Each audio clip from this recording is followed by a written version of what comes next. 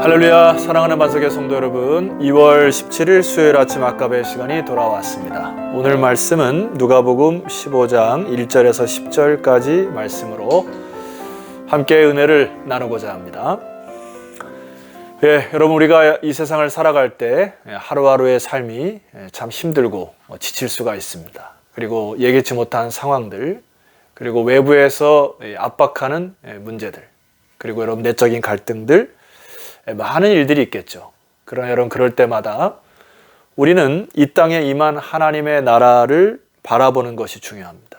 그리고 순간순간 십자가의 길, 믿음의 길을 선택하는 것이 참 중요해요. 그래서 오늘 말씀에도 보면은 이 세상 나라와 하나님 나라가 공존하게 됩니다. 그래서 예수님이 예루살렘으로 올라가실 때에 많은 사람들과의 대화를 통해서, 또 그들에게 말씀하신 비유를 통해서 또 하나님의 나라가 이런 것이다 하고 그들에게 말씀하는 이 모든 메시지들을 잘 받아 안아서요, 우리 가운데 펼쳐진 하나님의 나라의 독특한 특성, 그리고 하나님 나라의 아름다움, 그리고 선하심, 이런 것들을 경험하는 복된 시간이 되기를 소망합니다. 자, 오늘 먼저 1절 말씀 보니까 모든 세리와 죄인들이 말씀을 들으러 가까이 나오니, 여기 말씀에도 보니까 모든 세리와 죄인들 이렇게 표현하고 있습니다. 자, 이 말씀만 보아도 하나님의 나라의 특성을 우리가 잘 이해할 수가 있지 않습니까? 하나님의 나라는 차별이 없음을 알 수가 있어요. 사람을 분리하지 않는다는 의미입니다. 사람의 지위 고하를 막론하고 누구든지 하나님께 나올 수 있고, 또 하나님의 초청을 받을 수 있는 차별이 없는 하나님의 나라, 이게 놀라운 그 아름다움이라 저는 생각합니다. 그 가운데 여러분도 있죠. 하나님께서 우리를 부르실 때에 차별이 없이 부르셔서 여러분 이렇게 하나님 말씀 듣고 살아가지 않습니까? 그런데 오늘 저기 1절과 2절을 읽어보면은 결과적으로 이 하나님의 나라가 임했고 예수님이 말씀을 하셨을 때 결과적으로 우리 인간들이 어떻게 반응하느냐, 이게 너무나 중요한 것이죠. 자, 1절과 2절을 한번 읽어드리도록 하겠습니다. 모든 세리와 죄인들이 말씀을 들으러 가까이 나오니. 자, 여기 세리와 죄인들은 말씀을 들으러 가까이 나왔다 이렇게 표현되는 데 반해서 2절에 바리새인과 서기관들은 수군거려 이르되, 다른 성경에 보면 분을 내어 이르되 이렇게 표현이 되어 있습니다. 이 사람이 죄인을 영접하고 음식을 같이 먹는다 하더라. 자, 이들이 분을 내고 수군거리는 이유는 뭐였죠? 자기네들은 나름대로 율법적으로 열심히 살고 노력하고, 그 다음에 어떤 자기들이 해놓았던 기준을 잘 지켜나가는 애씀이 있다고 생각하는데, 그들의 눈에 비춰진 저 세리들이나 죄인들은 자기의 기준에 하등 못 미치는 사람들임을 보게 되는데요. 그 사람들을 예수님이 이렇게 가까이 하시고 성경에서 말하는 은혜를 계속 끼치는 것이 굉장히 못마땅한 것이죠. 어떻게 저 사람들이 하나님 나라에 들어갈 자격이 되겠는가? 그리고 예수님이 선지자라고 하면은 어떻게 기준 미달인, 자기 눈에 보기에 기준 미달인 저 사람들과 함께 지낼 수 있는가? 이 율법주의자들과 이 바리새인과 서기관들은 그것을 이해할 수가 없었습니다. 왜냐하면 이들의 율법 안에서는 노력하고 또 도덕적으로 규율을 쌓아야 하고, 그래야 천국을 이루는 것으로, 일전에 말씀드렸습니다마는 613가지의 이 규율을 만들어 놓고 그것을 철저히 지켜야만 가는 것으로 착각했기 때문에 그렇습니다. 그들의 생각과 중심을 아시고 예수님이 비유로 말씀하시는 내용이 4절 이하에 두 가지 비유가 나옵니다. 자, 첫 번째 비유는 이렇게 말씀하십니다. 너희 중에 어떤 사람이 양 100마리가 있는데 그 중에 하나를 잃으면 99마리를 들에 두고 그 잃은 것을 찾아내기까지 찾아다니지 아니하겠느냐 하고 그들에게 질문을 하시죠. 여기에 이제 그들에게 이제 약간의 충격을 주려고 하는 것은 뭐냐 하면은, 너희들이 잘 생각할 때 너희들이 치는 양떼를 칠 때에 한 마리를 잃어버렸을 때 이제 여기에 초점을 두시는 거죠. 너희들이 진정한 양치기라고 하면은 그 잃어버린 한 마리 양을 찾으러 찾아다니지 않겠느냐 이 얘기죠. 그런데 역으로 이렇게 얘기하는 것입니다. 하나님 나라에 잃어버린 영혼이 있는데 너희들은 그 영혼에 대한 전혀 관심도 없고 너희들이 소유하고 있는 그 양 한 마리, 너희들이 관심 갖고 있는, 너희들이 가치를 두고 있는 이 세상의 것이 없어질 때는 그렇게 안달이 나는데 어떻게 한 영혼이 죽어가는 것을 보고 너희들이 함부로 판단하여 사람보다도 이 물질에 더 관심을 두느냐. 주님이 그 얘기를 하시는 것이죠. 그러나 이 말씀은 진정한 목자이신 예수님께서 은유법으로 말씀하시는 거라 생각됩니다. 자, 5절 이하에 보시게 되면 이렇게 말씀하시죠. 또 찾아낸 즉 즐거워 어깨에 메고 6절 집에 와서 그 벗과 이웃을 불러 모으고 말하되 나와 함께 즐기자 나의 잃은 양을 찾아내었노라 하니라. 진정한 목자이신 예수님은 마치 한 잃어버린 영혼 한 영혼을 찾아서 그 양을 어깨에 메고 기뻐하여 올 정도로. 여러분이 양은 굉장히 더러운 동물이죠. 이게 진흙도 묻고 똥도 묻어서 참 이게 어깨 맨다는 것은 굉장히 냄새가 나고 역겨울 수 있습니다. 그런데 여기 목자 되신 예수님께서 잃어버린 양을 찾았을 때에 어깨에 메고 또 집에 와서 벗과 이웃을 불러 모으고 함께 잔치를 벌이는 정도로 굉장히 기뻐하는, 이게 지금 하나님의 나라라고 소개를 하는 것이죠. 그러면서 예수님이 이 상황의 전체를 마지막에 이렇게 결론을 짓습니다. 7절 말씀 볼까요? 내가 너희에게 이르노니 이와 같이 죄인 한 사람이 회개하면 하늘에서는 회개할 것이 없는 의인 99으로 말미암아 기뻐하는 것보다 더 하리라. 주님의 관점은 뭐죠? 하나님의 나라는 사람이 복음을 듣고 진리를 받았을 때에 회개함을 통해서만이 들어갈 수 있다는 것입니다.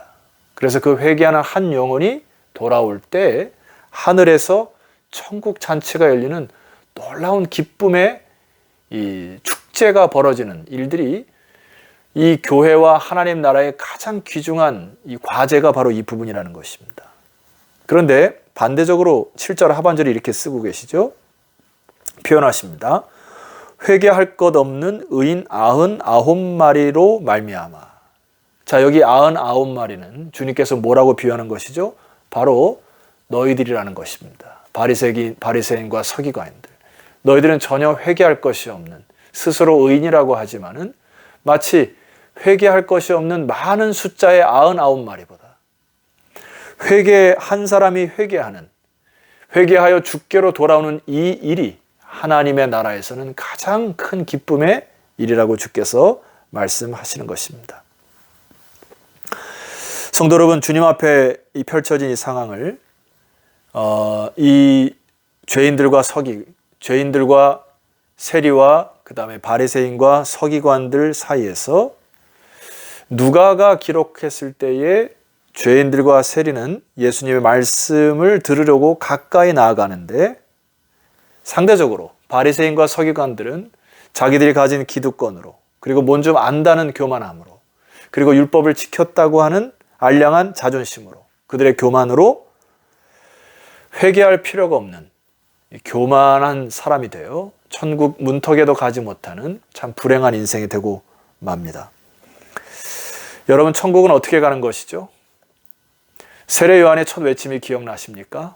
회개하라, 천국이 가까웠느니라, 이렇게 말씀하세요. 예수님도 오셔서 처음 메시지가 회개하라는 메시지입니다. 여러분, 우리는 오늘 이 시대를 살아가면서 하나님의 나라를 사모하면서 겸손한 마음으로 다시 그 나라를 사모하는 여러분 되었으면 좋겠습니다. 그리고 하나 비유를 더 드시죠. 8절에서 10절의 말씀 보니까 어떤 여자가 10드라크마가 있는데 하나를 잃으면 등불을 켜고 집을 쓸며 찾아내기까지 부지런히 찾지 아니하겠느냐.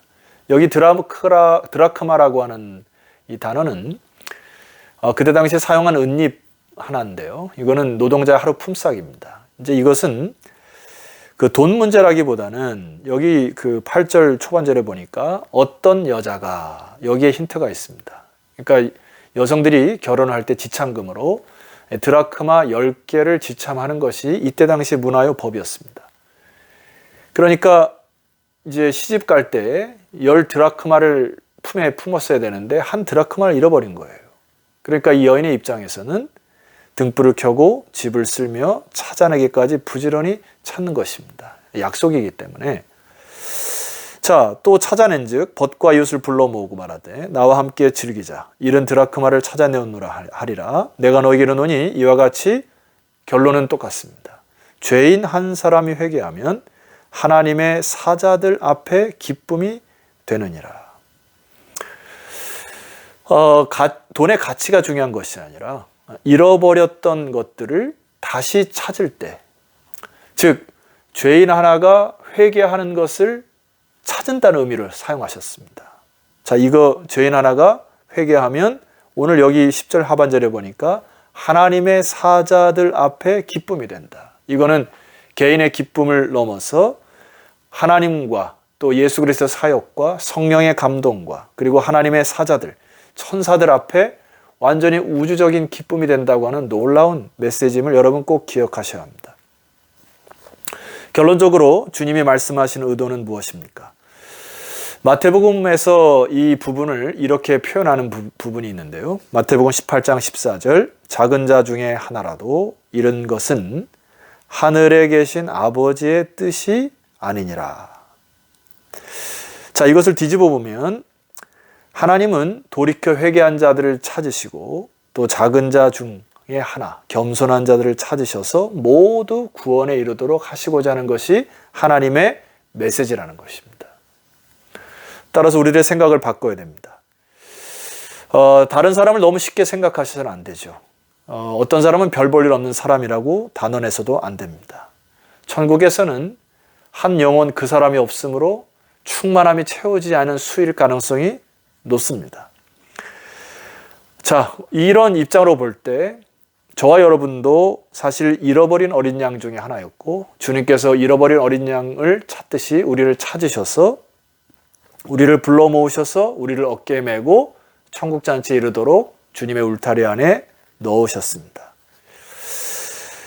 자, 그런데 이것이 우리의 이제 정체성이 되어야 합니다. 우리의 공동체의 정체성도 바로 이것이 되어야 합니다. 이 작은 사람들 가운데에서 하나라도 망하는 것은 하나님의 뜻이 아니라는 것을 믿음으로 바라보셔야 됩니다.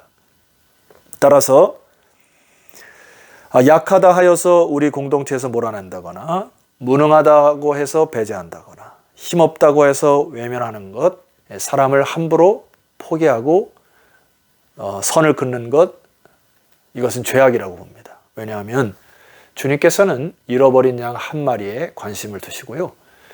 모든 사람에게 차별 없이 하나님 나라에 부르시고자 하시는 주님의 넓은 사랑을 여러분이 보셔야 됩니다. 따라서 우리가 다시금 우리 주변에 참 마음적으로 힘들어하는 지체들이 있을 수 있어요. 그리고 마음적으로 포기하고 싶은 사람도 있을 수 있고 어떤 사람은 눈에 차지하는 사람도 있을 수 있고 작은 소자일 수도 있습니다. 그러나 우리 공동체가 하나님이 귀하게 여기시는 한 영혼 한 영혼을 소중히 여기고 또 그를 위해서 중보하기 시작할 때 비로소 아버지의 크신 기쁨이 될 뿐만 아니라 우리의 공동체가 하나님 앞에 영광 돌리는 그런 성숙된 공동체가 되기를 주의 이름으로 축원합니다. 기도드리겠습니다. 하나님 아버지 감사합니다.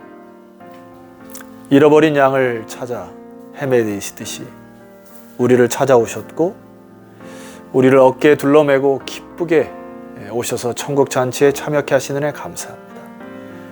하나님, 우리가 주님을 바라보며 다시 우리의 공동체가 영혼을 구원하는 일에 또 작은 자 하나를 바라보고 서로 중보하며 아끼며 사랑하며 나아가는 그런 하나님의 나라의 공동체가 되게 하여 주옵소서. 예수 그리스도 이름으로 기도드렸사옵나이다. 아멘. 자, 성도 여러분, 내일 아침은 누가복음 15장 이하 11절 이하로 여러분 만나 뵙도록 하겠습니다. 내일 뵙겠습니다.